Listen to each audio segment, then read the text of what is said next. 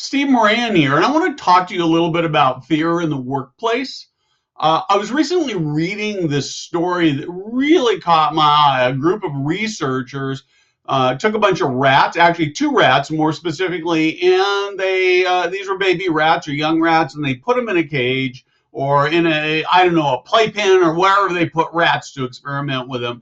And they sort of watched their behavior, and what they discovered was like every minute that they were just tremendously playful, and they would express that playful thing by laughing. And I mean, who knew that rats would laugh? But apparently rats actually laugh.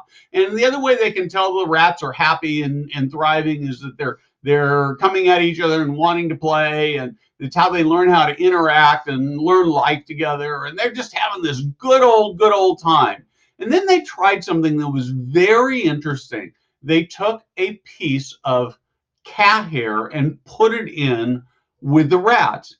And instantly, just because of the smell of the cat, the rats, these baby rats, quit playing.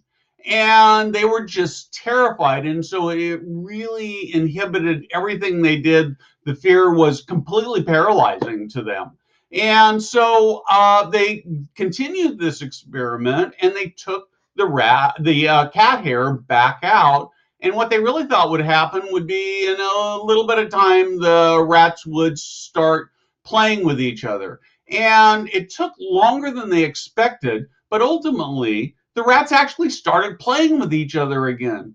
Except that what they discovered was that forever, all time, instead of having these 50 sort of play interactions with each other a minute, it dropped down, and the best it ever got was to 35.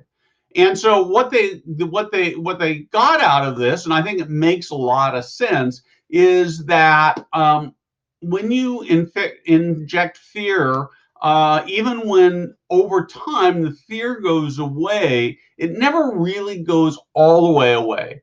And so you're looking at that and say, well, what's this have to do with my team? Well, teams are not rats for sure, but we do know there's good research that says that fear actually hurts people's productivity and creativity. And I think what the study shows is that even creating simple instances of fears really has a long-term negative impact on teams. And so I would just, I sometimes probably fear has to be there. I mean, if you discipline somebody, but at the end of the day, fear really has no place in the workplace. And it really would be worthwhile for you to spend some time looking at your workplace and saying, are we creating fearful environments that are really hurting our teams and hurting our productivity?